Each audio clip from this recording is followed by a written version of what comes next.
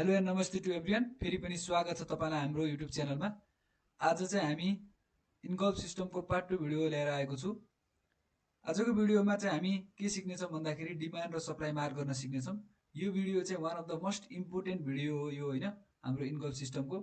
किनभनेपछि हामी यहाँ चाहिँ डिमान्ड र सप्लाई भ्यालिड र इनभ्यालिड के हो मार्क गर्न सक्छौँ र यसको इक्जाम्पलहरु हामी हेर्नेछौँ हैन। हामीसम्म चाहिँ मैले भनिसके दुईवटा के हुन्छ भन्दाखेरि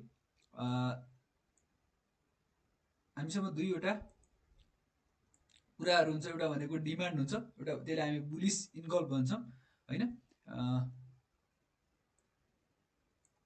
अनि अर्को चाहिँ हाम्रो के हुन्छ भन्दाखेरि सप्लाई हुन्छ, जसलाई चाहिँ हामीले बेरिश इन्गल्फ भन्छौं। अब यो चाहिँ मार्क चाहिँ कसरी गर्ने भन्ने कुरो आजको क्लासमा हामी सिक्नेछौँ। च्यानलमा नयाँ हुनुहुन्छ भने सब्स्क्राइब गरिदिनु होला र छेउमा रहेको बेल आइकन दबाउन नबिर्सिनु होला। ओके, आजको भिडियो स्टार्ट गरौँ है त। पहिला चाहिँ हामी के गर्छौं भन्दाखेरि हामी डिमान्ड मार्क गर्न सिक्छौं है त। ओके, डिमान्ड यसलाई चाहिँ हामी के भन्छौं बुलिश इन्गल्फिङ पनि भन्छौं। बी अनि इजी है त। इजी भनेको चाहिँ इन्गल्फिङ हो। ओके, हाम्रो चाहिँ यसमा चाहिँ के हुन्छ भन्दाखेरि कुनै पनि जोन मार्क गर्दाखेरि हामीसँग दुईटा लाइन हुन्छ। एउटा चाहिँ हाम्रो के हुन्छ भन्दाखेरि डिस्टल लाइन हुन्छ अनि एउटा चाहिँ हाम्रो के हुन्छ प्रोक्सिमल लाइन हुन्छ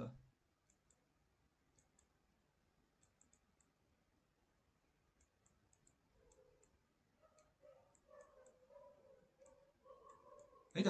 अब यो डिस्टल लाइन भनेको चाहिँ के हो, प्रोक्सिमल लाइन भनेको चाहिँ के हो भन्दाखेरि यो डिस्टल लाइन भनेको चाहिँ हामीले जहाँदेखि इन्ट्री गर्छौं त्यो भन्दा सबैभन्दा टाढाको अथवा फारेस्ट लाइन चाहिँ हाम्रो डिस्टल लाइन हुन्छ। प्रोक्सिमल लाइन भनेको चाहिँ जहाँ हामीले इन्ट्री गर्छौं त्यसको सबैभन्दा नजिकको लाइन हो। अहिले म यो तपाईलाई एक्जाम्पल देखाएपछि तपाईले क्लियर बुझ्नुहुन्छ हैन। ओके, पहिला चाहिँ हामी मार्क गर्नको लागि हामीसँग दुईवटा प्रोसेस हुन्छन्। एउटा चाहिँ हाम्रो के हुन्छ भन्दाखेरि विक टु विक प्रोसेस हुन्छ, जसमा चाहिँ हामीले के गर्छौं एकदम हाई रिस्क इन्ट्रीहरु लग्छौं। एउटा चाहिँ हाम्रो के हुन्छ भन्दाखेरि बडी टु विक हुन्छ, जसमा चाहिँ हामीले कन्जर्भेटिभ अथवा हामीले सेफ इन्ट्रीहरु गर्ने गर्छौं है। त्यो मैले सबै तपाईलाई यहाँ बनाएपछि देखाउने छु के कस्तो भनेर है त। ओके, पहिला चाहिँ हामी एकपटक डिमान्ड मार्क गरेर हेरौं है त। सबैभन्दा पहिले हामीलाई त्यसको लागि के चाहियो भन्दाखेरि डिमान्ड मार्क गर्नु भन्दा पहिले चाहिँ जस्तै मैले एउटा सिम्पल एउटा रेड क्यान्डल लगे। हेर्नु त, यसो टक्क रेड क्यान्डल लगिसकेपछि मानौं तपाईको यहाँनिर पनि एउटा रेड क्यान्डल छ हैन, देख्नुभयो। अब चाहिँ हामीलाई डिमान्ड मार्क गर्नु परेपछि हामीलाई के चाहिन्छ भन्दाखेरि यो क्यान्डलको इन्गल्फ चाहिन्छ। इन्गल्फ भनेको चाहिँ सिम्पली के हो भन्दाखेरि यसको विक भन्दा माथि चाहिँ बडीले क्लोज गर्नु पर्यो। बडी भनेको के हो तपाईलाई थाहा छैन भनेपछि चाहिँ सिम्पली यो वाला भाग जुन पातलो वाला भाग देखिराख्नु भएको छ यो लाइन टाइपको हैन, यसलाई चाहिँ हामीले विक भन्छौं। र यो तपाईको डब्बा जस्तो देखिराख्नु भएको छ नि, यसलाई चाहिँ हामी के भन्छौं भन्दाखेरि बडी भन्छौं है त। ओके, अब तपाईले के देख्नुभयो भन्दाखेरि एउटा बेरिश क्यान्डल र बुलिश क्यान्डलले चाहिँ बेरिश क्यान्डललाई इन्गल्फ गर्यो। र यो इन्गल्फ गरिसकेपछि अब हामीले एउटा तरिका चाहिँ के छ भन्दाखेरि यसरी मार्क गर्न मिल्छ हैन। यो भनेको चाहिँ हाम्रो के हो डिमान्ड हो अथवा बुलिश इन्गल्फिङ। माथि हेर्नु त यहाँ लेखेको छु मैले, यसलाई हामी के भन्छौं बुलिश इन्गल्फिङ भनेर भन्छौं है त। त्यसपछि अर्को प्रोसेस चाहिँ यो चाहिँ के हो भन्दाखेरि हामी हेर्नु त विक टु विक मार्क गरिरहेछौं। यसलाई चाहिँ हामी week to week marking process भन्छौं।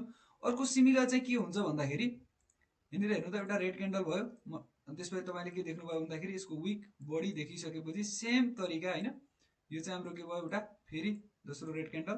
Then हामीसँग के आउँछ भन्दाखेरि बुलिश क्यान्डल, जसले चाहिँ यसलाई इन्गल्फ गर्यो। अब चाहिँ हामी के गर्छौं भन्दाखेरि यो बडी देखि यो विक सम्मको भागलाई चाहिँ हामीले के गर्छौं मार्क गर्छौं। र यसलाई चाहिँ हामीले के भन्छौं भन्दाखेरि बडी टु विक मार्किङ भनेर भन्छौं है त। ओके, अब अघि मैले तपाईलाई एउटा कुरा भनेको थिएँ नि, एउटा डिस्टल र प्रोक्सिमल लाइन भनेर हैन। यो जुन अब हामी यो बुलिश भइसकेपछि यो त हाम्रो लागि के हुन्छ डिमान्ड हुन्छ। अब यो जस्तै हामी यो सीएमपी भन्छ एउटा वर्ड याद गरिराख्नु होला, पछि मैले यसलाई राम्रोसँग एक्सप्लेन गर्छु। यो सीएमपी हुँदाखेरि यो सबैभन्दा नजिकको है, अहिले हामी यहाँ छौं भनेपछि यो जुन हाम्रो सबैभन्दा नजिकको लाइन छ यसलाई चाहिँ हामी के भन्छौं भन्दाखेरि प्रोक्सिमल लाइन भन्छौं है, अघि मैले लेखेको थिएँ नि। ओके, यो चाहिँ हाम्रो के हुन्छ डिस्टल लाइन हुन्छ हैन, यो सबैभन्दा टाढा। यसमा चाहिँ हामीले जनरली योभन्दा तल चाहिँ स्टप लस राख्ने गर्छौं र यो भागमा चाहिँ हामीले इन्ट्री लिने गर्छौं। यो अलि हामी फर्दर एडभान्स क्लासमा सिक्नेछौं। यहाँ चाहिँ के हुन्छ भन्दाखेरि यो प्रोसेसमा चाहिँ यो हाम्रो के हो विक टु विक प्रोसेस हो, विक टु विक। यो चाहिँ हाम्रो के हो भन्दाखेरि बडी टु विक प्रोसेस है। यसमा चाहिँ हामी डिस्टल लाइन चाहिँ यसलाई मान्छौं भनेपछि प्रोक्सिमल लाइन चाहिँ अघि हामीले यसलाई यहाँ मानेका थियौं हेर्नु त यो विकलाई, अब चाहिँ हामी बडीलाई मानिरहेको हुन्छौं है। यो हाम्रो के हो प्रोक्सिमल लाइन र यो डिजिटल लाइन। त्यसैले यो दुईटा प्रोसेस हो है। अब जुन तरिकामा पनि तपाईँले मार्क गर्न मिल्छ। अब यो मार्क गरेपछि के हुन्छ हेर्नु त, तपाईँले यहाँ इन्ट्री गरेपछि यहाँ एसएल राख्दाखेरि अलि यो रिस्की भन्छ, ठुलो एसएल आउँछ होइन। तर यसमा चाहिँ के हुन्छ भन्दाखेरि तपाईँले यहाँ इन्ट्री गर्दाखेरि यहाँ कम एसएल आउँछ। सर अनि यो चाहिँ कम एसएल आउँछ भनेपछि हामी यो किन पढिरहेछौँ भन्ने तपाईँलाई लाग्न सक्छ। कहिलेकाहीँ चाहिँ के हुन्छ, मार्केट तपाईँको यो माथिल्लो भाग छ नि, यति यो जुन यसमा छैन, यसबाटै ट्याप गरेर गइरहेको हुन्छ। त्यसैले यो युज गर्दाखेरि कहिलेकाहीँ हाम्रो ट्रेड पनि छुटिरहेको हुन्छ। त्यसैले कुन राम्रो कुन नराम्रो भन्ने हुँदैन। तपाईँले चाहिँ जुन युज गर्नुहुन्छ एउटा सिस्टम लिनु होला र त्यही युज गर्नु होला। कहिले यो कहिले युज गर्नुभन्दा पनि मैले चाहिँ यो युज गर्ने गर्छु होइन। बरु एसएल ठुलै आओस् तर मेरो इन्ट्री मिस नहोस् भन्ने मेरो इच्छा हुन्छ र मैले यो युज गरेर आएको हुन्छु। र म तपाईँलाई पनि सजेस्ट गर्दाखेरि यो मार्क गर्नुहोस्, तर इन्ट्री लिँदाखेरि चाहिँ सिएमपी सानो स्मलर टाइम फ्रेममा गएर यो एरियाबाट पनि लिन सक्नुहुन्छ है। ओके, बाँकी चाहिँ हामी एडभान्स भिडियोमा सिक्नेछौँ, यसपछि आउँछ हाम्रो होइन। अहिलेको लागि तपाईँले के कुरा बुझ्नुहोस् भन्दाखेरि हामीसँग दुईटा लाइन हुन्छ, एउटा डिजिटल लाइन र एउटा प्रोक्सिमल लाइन होइन। जोन मार्किङ प्रोसेस हाम्रो के हुन्छ भन्दाखेरि दुईटा हुन्छ, एउटा विक टु विक हुन्छ भनेपछि एउटा बडी टु विक हुन्छ होइन। यो डिमान्ड मार्क गर्दाखेरि हामीले कि त विक टु विक र बडी टु बडी। अब कुन क्यान्डल मार्क गर्ने तपाईँले बुझिसक्नुभयो, जहाँ इन्गल्फिङ छ। इन्गल्फिङ कुन क्यान्डलमा छ, यो क्यान्डलमा छैन। यो हेर्नु त, यो बेरिस क्यान्डललाई बुलिस क्यान्डलले इन्गल्फ गर्यो भनेपछि हाम्रो डिमान्ड हुन्छ, र यो बेरिस क्यान्डललाई बुलिस क्यान्डलले यहाँ पनि इन्गल्फ गर्यो।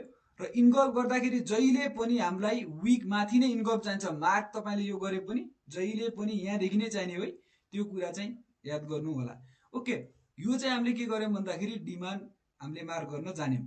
ओके, अझै तपाईँलाई केही कन्फ्युजन छ भनेपछि पछि मैले चार्टमा गएर इक्जाम्पल देखाउँदाखेरि तपाईँलाई एकदम क्लियर हुन्छ होइन। अहिलेको लागि तपाईँले भिडियो कन्टिन्यू हेर्नु होला है त।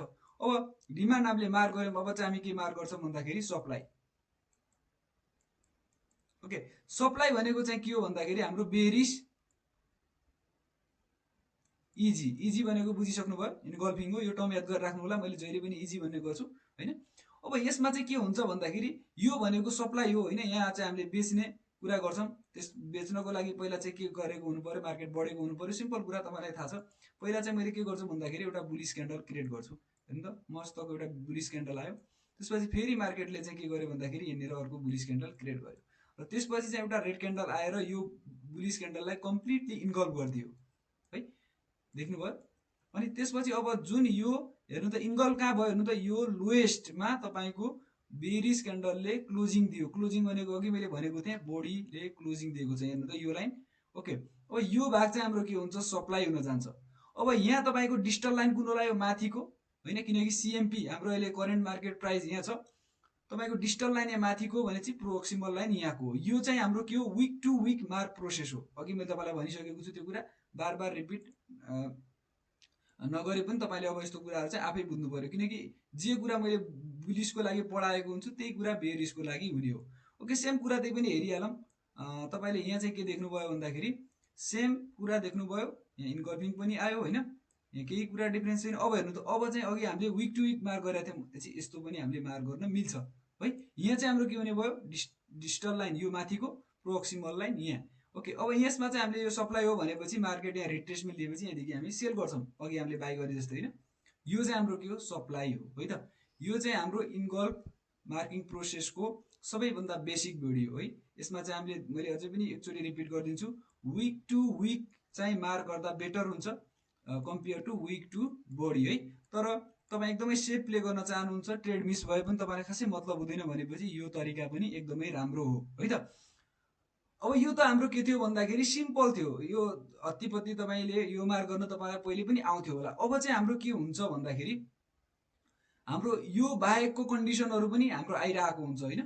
त्यो कन्डिसनहरू चाहिँ हामीले कसरी मार्क गर्ने भन्ने चाहिँ हामी next video special zone marking प्रोसेसमा सिक्नेछौँ। अहिलेको लागि हामी के सिक्छौँ भन्दाखेरि अब यो जति हामीले मार्क गऱ्यौँ नि डिमान्ड एन्ड सप्लाई, एकचोटि यसलाई एकदमै तपाईँको चार्टमा गएर हामी हेर्नेछौँ है।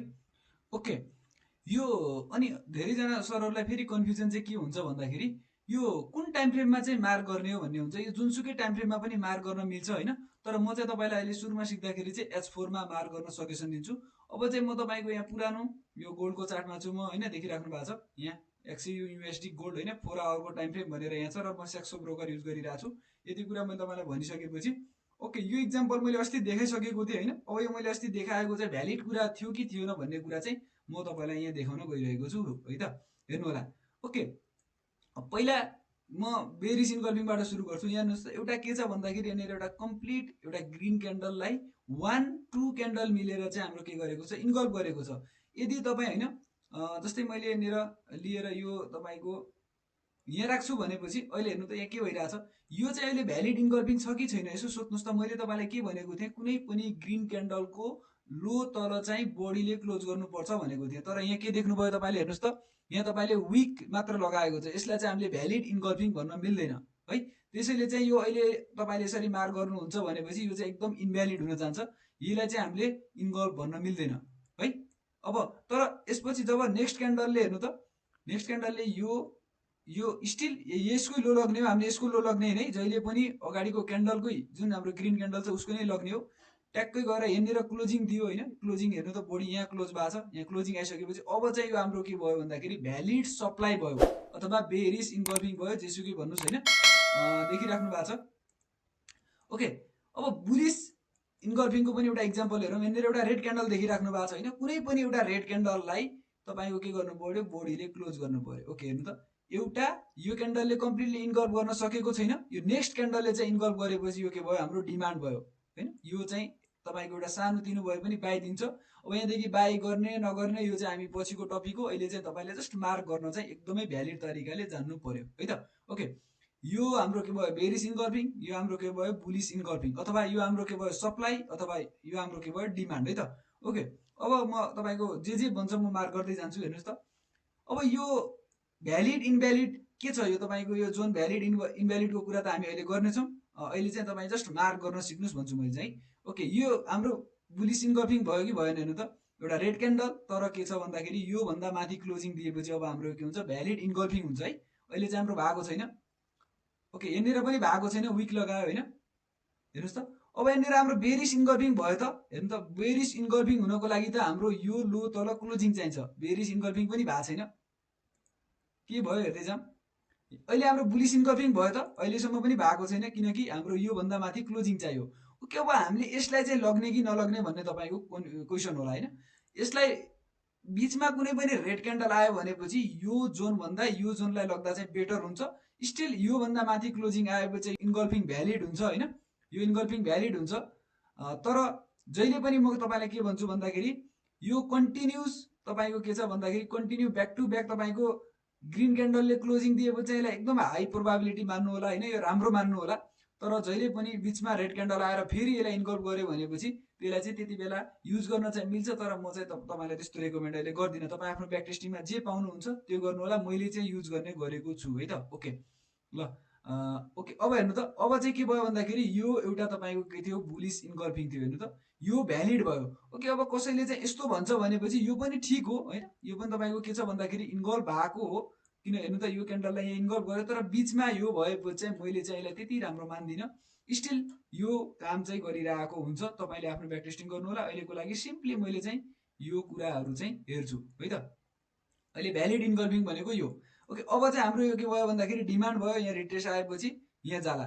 ओके, यहाँनिरदेखि एउटा रिजेक्सन आइरहेको छ। हेर्नु त, यो किन रिजेक्सन आयो भन्दाखेरि यो सप्लाई हो होइन। पहिलो ट्याबमा तपाईँको रिजेक्सन आएको छ। अब हेर्नुहोस् मार्केट के हुन्छ, एकचोटि रोक्यौँ। हेर्नु त, यहाँ तपाईँको के गयो भन्दाखेरि यो जोनभन्दा माथि क्लोजिङ नदिएरै झऱ्यो। यसको मतलब के हो, यो तपाईँको पुरै यहाँदेखि यहाँसम्म जोन हो। अब यो भ्यालिड र इनभ्यालिडको केसमा एकछिन पछि गर्नेछु। अहिलेसम्म चाहिँ अब हामी यहाँ हेरौँ त, यो तपाईँको के भयो, यहाँ फेरि एउटा बेरिस इन्गल्फिङ हामीले भेटेको छौँ। देखिराख्नु भएको छ, एउटा ग्रिन क्यान्डल, 1-2 क्यान्डल मिलेर चाहिँ तपाईँको के गर्यो हेर्नु त, यो हाम्रो इन्गल्फिङ भ्यालिड गर्यो।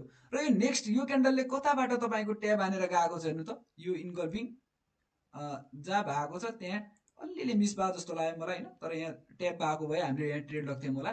यो हाम्रो पछिको टपिक हो। अब हेर्नुहोस् त, यो अब यहाँ तपाईँको यो बेरिस इन्गल्फिङ भइसकेपछि अब नेक्स्ट के छ हेर्नु त, यहाँनिर पनि हामीले एउटा देखिरहेछौँ, यो ग्रिन क्यान्डललाई कम्प्लिटली इन्गल्फ गरेको छ होइन।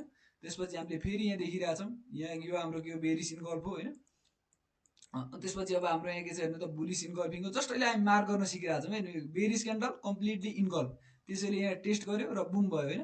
त्यसपछि हामीले फेरि यहाँ के देखिरहेछौँ, एउटा रेड क्यान्डल जसलाई यहाँनिर गएर यो भ्यालिड गरेको छ होइन। त्यसैले यहाँ टेस्ट गरेर माथि गएको छ। र अब हेर्दै जाऊँ। ओके, अब यहाँ हेर्नु त, यहाँनिर हामीले के देखिरहेछौँ भन्दाखेरि यो क्यान्डललाई कम्प्लिटली इन्गल्भ गर्यो। यो चाहिँ हाम्रो के भयो, विक टु विक प्रोसेस भयो। तर बडी टु विक प्रोसेस भएको भए हाम्रो यस्तो मार्क हुन्थ्यो। अब कहिले चाहिँ बडी टु विक मैले मार्क गर्छु भन्दाखेरि जहिले एकदमै ठुलो विकहरू आइरहेको छ यस्तो होइन, यो एकदमै ठुलो विक आइरहेको छ भनेपछि मैले चाहिँ बडी टु बडी मार्क गर्ने गर्छु।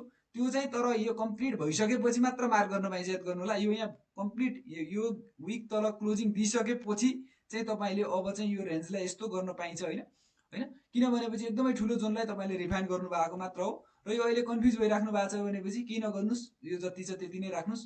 यो सप्लाई भयो होइन, त्यसपछि यहाँदेखि सप्लाई फेस गर्यो हेर्नु त यो क्यान्डल, यो ग्रिन क्यान्डल याद गर्नु होला, यो नयाँ ग्रिन क्यान्डल बनाइसक्यो र यसको तल क्लोजिङ दिएपछि हाम्रो के हुन्छ, यो नयाँ इन्गल्फिङ हुन्छ। हेर्नु त देखिराख्नु भएको जस्तो लाग्यो मलाई। हेर्नु त टक्कै यो एउटा ग्रिन क्यान्डल जसको तल क्लोजिङ, अब यो के भयो, सप्लाई भयो है।